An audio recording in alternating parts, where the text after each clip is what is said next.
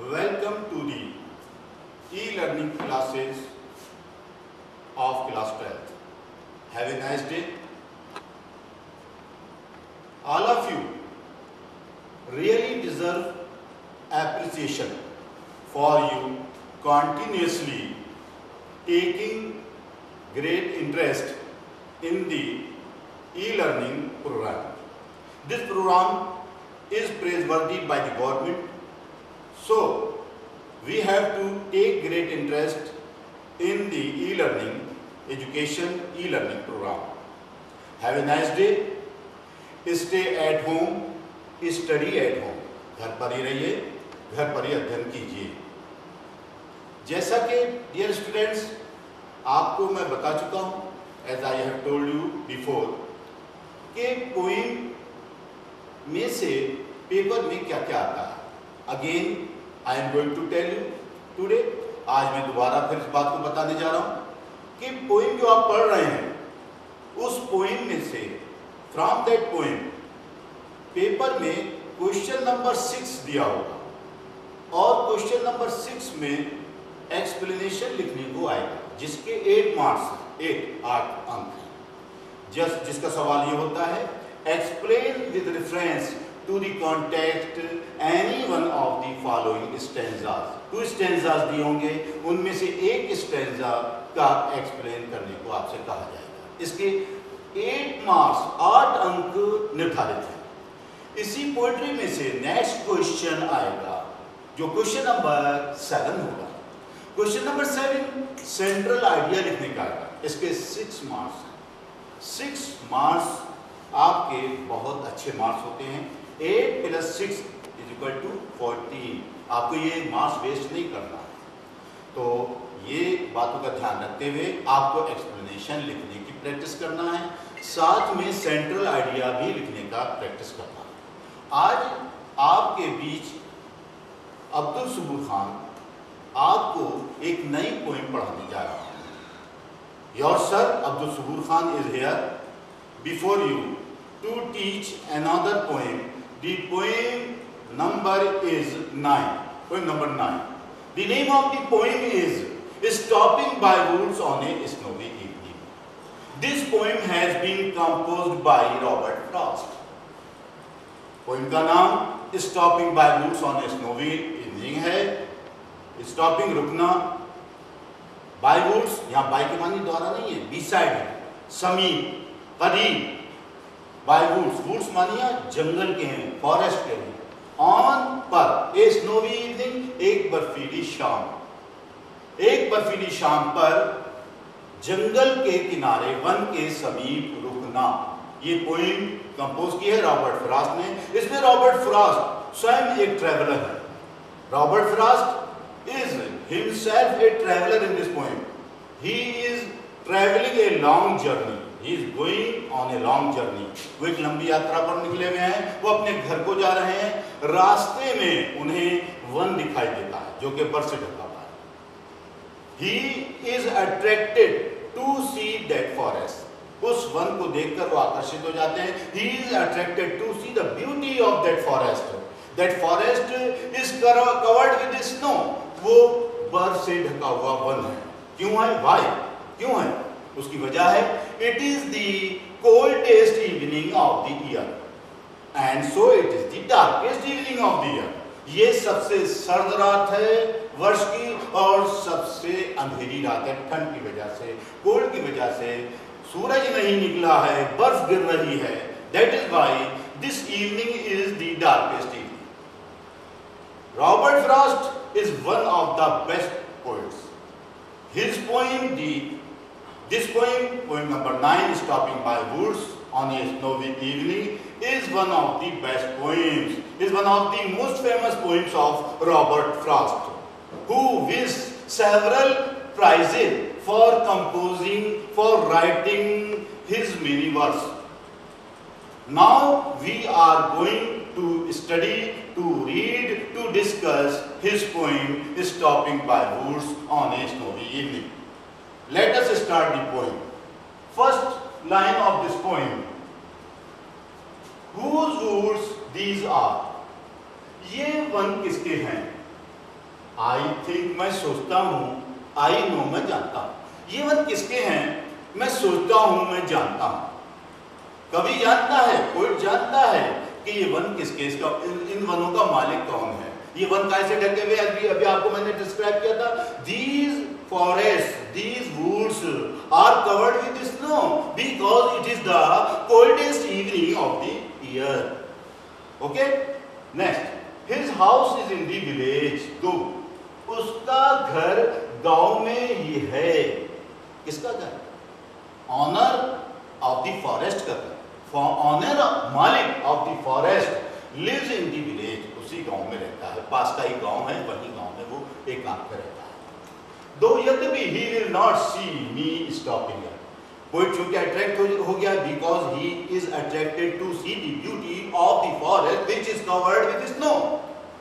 तो वो वहां ठहरना चाहता है और कह रहा है कि मैं यहाँ ठहरना चाहता हूँ, लेकिन मैं भले ही ठहरूं, इस वन का मालिक मुझे देख नहीं पाएगा। तो अगर he will not see me, वो क्यों नहीं देख पाएगा? वो इसलिए नहीं देख पाएगा that forest is covered with snow.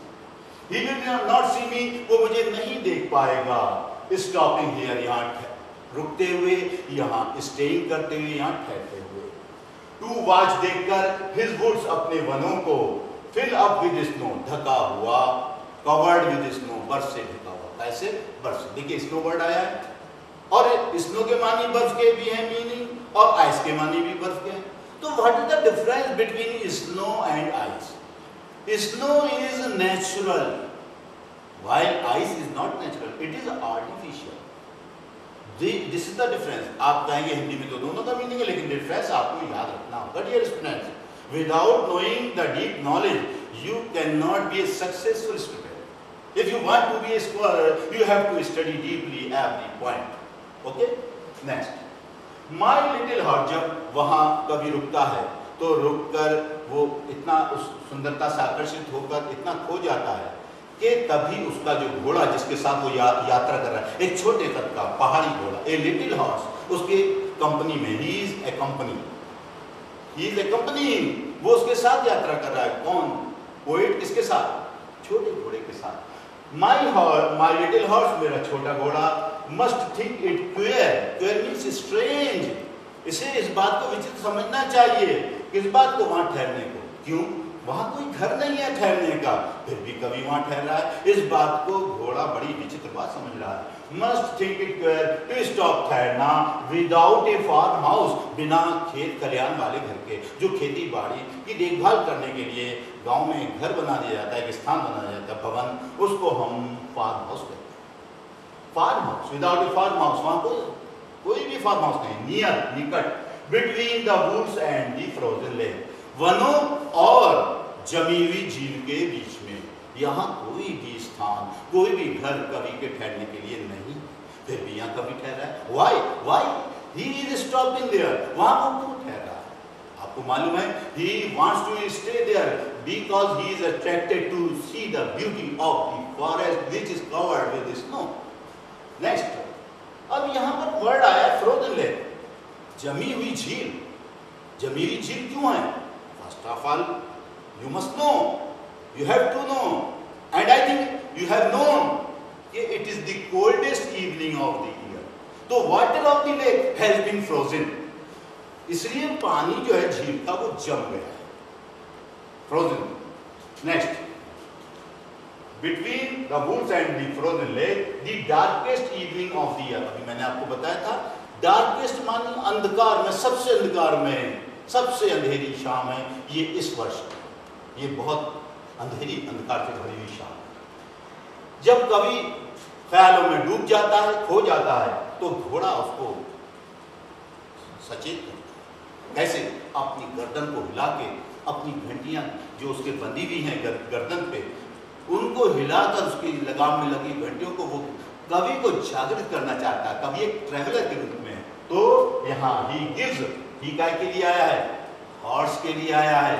He gives, वो देता है, हिज हार्नेस बेल्स, अपनी लगाम में लगी हुई घंटियों को ए शेक, एक झटका, ऐसे झटका देता है और उसे जागृत करता है। किसको? पोएट को।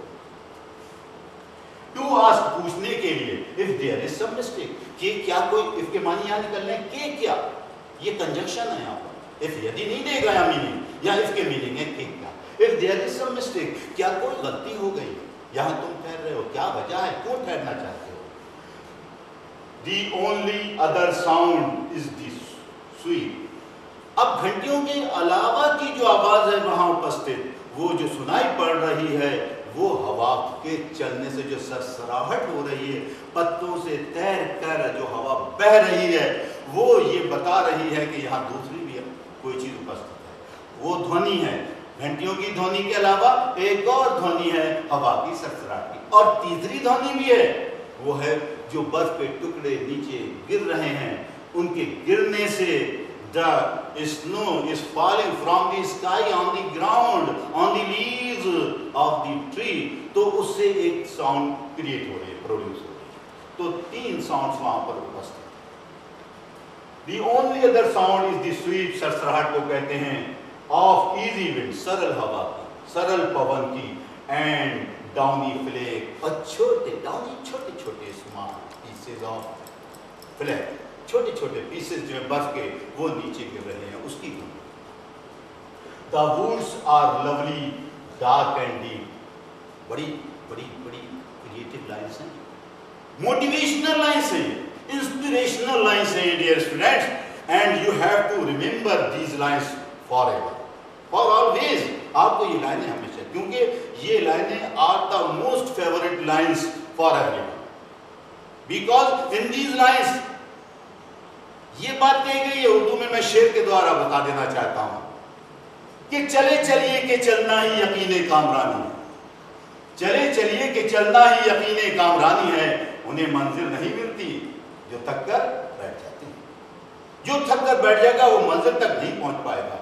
ये लाइनें इस बात का संकेत दे रही हैं कि ऐ लोगों, लक्ष्य पर पहुंचने से पहले कभी भी आराम ना करना, किसी भी धोखे की चीज में मत आना, किसी भी प्रलोभन में मत आना, जब तक लक्ष्य तक ना पहुंच जाओ चैन की सांस मत लेना। इन्हीं लाइनों में यही बात है कि जिन लोगों से वादे किए हैं, प्रॉमिसेस किए हैं, उन वादों को पूरा करना, वचन को पूरा करना। वादा, अगर आप किसी से कोई बात कह रहे हैं और वचन के रूप में कह रहे हैं और आप नहीं करते हैं, तो आपका कोई मूल्य नहीं है, आप बेकार हैं। आपको दिए हुए वादे को पूरा करना होता है। यही लाइनें हमें सिखाती हैं कि चले चलिए कि चलना ही यकीने कामरानी है, उन्हें मंजिल नहीं मिलती जो थक कर बैठ जाते। तो let us see these lines, आइए इन लाइनों को भी देखते हैं। दी वुड्स आर लवली, प्रलोभित कर रहे हैं, जंगल covered with this, the beauty of the forest is deceiving. The woods are lovely, one सुंदर हैं, प्यारे हैं, लवली के मानिए ब्यूटीफुल के भी हैं, लवली प्यारे हैं, अट्रैक्टिव हैं, डार्क एंड डीप, यहाँ डार्क एंड डीप के मानिए घने, डार्क अंधेरे का नहीं, घने से तात्पर्य डार्क एंड डीप दोनों को मिला के ठीक घने हैं और प्यारे हैं ये one.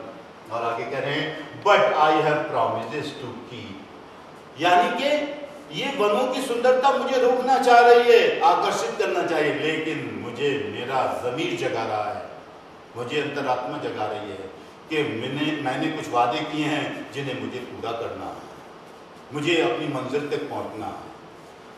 But I have promises to keep, लेकिन मैं रखता हूं वायदे, वचन टू कीप निभाने के लिए। उससे पहले मैं यहाँ आराम नहीं कर सकता, यहाँ रेस्ट नहीं कर सकता, यहाँ जर्नी ब्रेक नहीं कर सकता।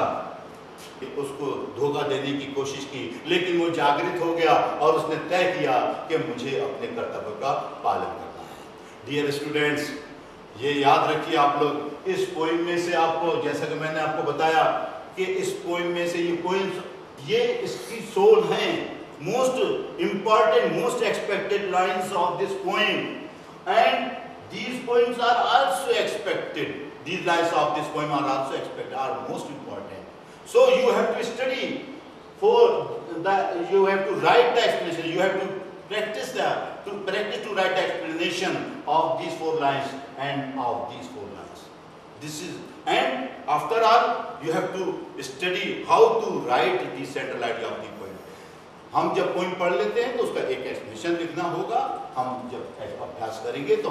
अब आपको ये भी बताना चाहता हूं कि एक्सप्लेनेशन लिखने का तरीका क्या होता है। First of all for example हमें ये स्टैंजा आ जाता है, the woods are lovely dark candy, और यहां तक आता है स्लीप। तो अब यहां पर हमें इस पोएम के पूरे स्टैंजे को एग्जाम में नहीं उतारना है। ये क्वेश्चन नंबर 6 समझा रहा हूं, ये 8 मार्क्स का है। इसका सिर्फ फर्स्ट वर्ड और लास्ट वर्ड हिंट में लिखा जाएगा, हिंट में, संकेत में। उसके बाद रेफरेंस लिखा जाएगा, क्योंकि रेफरेंस नहीं होगा तो सब बेकार, और रेफरेंस करेक्ट होना चाहिए, और रेफरेंस उसी का करेक्ट होगा जिसमें पोएम को जिस स्टूडेंट ने भी थारोली पढ़ा। तो रेफरेंस क्या लिखेंगे? These lines have been taken, या this stanza has been taken from the poem. Poem का है ना, from the poem. stanza poem का होता है। These lines have been taken from the poem, या this stanza has been taken from the poem. Poem का नाम आएगा। Stopping by woods on a snowy hill. Poem का जब नाम आप लिखेंगे कामास के अंदर, उसके एवरी वर्ड का फर्स्ट लेटर कैपिटल होगा, उसके प्रत्येक शब्द का पहला अक्षर बड़ा होगा। कंपोज्ड बाय, रचा गया। कंपोज, इसमें रिटन बाय नहीं आता पोएम में, पोएम में कंपोज्ड बाय आता है, रचा गया। किसके द्वारा? Robert Frost. पोएट का नाम भी आप उसके प्रत्येक वर्ड का पहला अक्षर कैपिटल बनाएंगे, बड़ा होगा, Robert Frost. This is the reference of this poem. इसी तरह और पोएम का भी रेफरेंस लिखेंगे, उसके लिए हमें ये पेट वर्ड्स, ये पेट लैंग्वेज याद रखना पड़ती है कि these lines have been taken from the poem dot dot dot dot dot dot dot dot का मतलब है वहां पर हमें उस पोएम का नाम लिखना है। Composed bye dot dot dot dot, composed की बाय के बाद डॉट डॉट, उसमें हमें पोएट का नाम बिल्कुल सही लिखना है। रेफरेंस सही है तो सब सही है, रेफरेंस गलत है तो सब गलत है। Next context. कॉन्टेक्स्ट में हमने इसमें जो थॉट मेन आइडिया पाया उसको हम लिखेंगे। The poet is travelling, he is going on a long journey, but he is attracted to see the beauty of the forest which is covered with snow, he wants to stay there. ये हम इसको context में, जो भी आपको thought आता है context में बनाने को, वो आप लिखेंगे main idea of the poem. फिर उसके बाद आप इसमें अगला हेडिंग डालेंगे एक्सप्लेनेशन। पहला क्या हुआ? हिंट, उसके बाद रेफरेंस, उसके बाद कॉन्टेक्स्ट, उसके बाद एक्सप्लेनेशन। अब एक्सप्लेनेशन में हम इसमें जो कुछ भी हमने थॉट पढ़ा है उसको अपनी इजी लैंग्वेज में हम लिखेंगे। कैसे लिखेंगे? एक्सप्लेनेशन हेडिंग डालेंगे, एक्सप्लेनेशन के स्पेलिंग बहुत ध्यान से लिखिएगा, क्योंकि क्वेश्चन में EXPLAIN होता है, लेकिन जब हम एक्सप्लेनेशन हेडिंग डालते हैं तो आई हमें नहीं लिखना है, हमें लिखना है, स्पेलिंग ध्यान सुनिए, EXPLANATION। क्लियर होगी बात? यहाँ पर बहुत अटेंटिव रहेंगे आप। एक्सप्लेनेशन, अब हम इसको ले लेंगे यहाँ पर इस तरह से एक्सप्लेनेशन को। Here the poet as a traveller describe the reason why he wants to stay in the forest. The poet is attracted to see the beauty of the forest which is covered with snow, but he is reminded about his duties. He is conscious of his duties. He realizes his duties, that he realizes he has some promises to keep before taking rest. He has a long distance of miles, many miles to cover, and without keeping his promises, without performing his duties, he cannot take rest. वो आराम नहीं कर सकता। ये इस तरह से आप अपनी इजी लैंग्वेज में एक्सप्लेनेशन बनाएं। नेक्स्ट इसमें एक मेन आइडिया मैं आपको देना चाहता हूँ डियर स्टूडेंट्स, वो ये है कि इसमें स्लीप क्या है? स्लीप ऑर्डिनरी नहीं है यहाँ पर जर्नी ऑर्डिनरी नहीं है, बल्कि यहाँ जर्नी ऑफ लाइफ है, और स्लीप यहाँ है फॉर डेथ, मृत्यु के लिए। तो इंसान को अपनी मौत के आने से पहले जो कुछ भी जीवन में उसे काम दिए गए हैं, जो भी वादे करने को दिए गए, निभाने को, उन्हें उसे पूरा करना चाहिए। नेक्स्ट क्वेश्चन आता है इसमें एक्सप्लेनेशन के बाद, सेंट्रल आइडिया का जो क्वेश्चन नंबर 7 है, जिसके 6 मार्क्स हैं dear student. Question number 6 8 marks का है, क्वेश्चन नंबर 7 6 मार्क्स का है। दो कम से कम 3 पॉइंट को नाम दिए होंगे, उनमें से एक पॉइंट का सेंट्रल आइडिया आपको डियर स्टूडेंट्स लिखना होगा। सेंट्रल आइडिया लिखने की क्वाइट लैंग्वेज है। जो इंसान एक्सप्रेशन लिख सकता है वो इंसान, वो स्टूडेंट सेंट्रल आइडिया भी लिख सकता है, नो प्रॉब्लम। देखिए क्वाइट लैंग्वेज उसकी भी। The central idea of the poem, ये स्टार्टिंग वर्ड्स हैं इसके। सेंट्रल आइडिया मतलब क्या है? केंद्रित विचार, मुख्य विचार, सोल ऑफ द पोएम, कविता की आत्मा, कविता की जान क्या है वो इसमें हमें लिखना पड़ता है, और साथ में थोड़ा सा समरी टाइप का ऐड करना। The central idea of the poem stopping bye boat, अब जो भी पोएम होगी stopping by boat on a snowy evening है तो आप ये लिखेंगे। अगर बाय द लेमेंट होती तो एक लेमेंट लिखते। जो पोएम का नाम है वो आपको लिखना होगा, उसके प्रत्येक शब्द का पहला अक्षर उसी तरह जैसे अभी आपने रेफरेंस में लिखा है, कैपिटल लेटर से लिखना होगा, प्रत्येक शब्द का पहला अक्षर कैपिटल बनाना होगा। The central idea of the poem stopping by woods on a snowy evening is that the poet as a traveller is going on a long journey. He is going to his home, but he sees beautiful forest.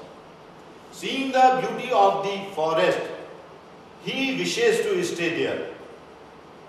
He wants to stay there, but at the same time he is reminded for his duties. What are his duties?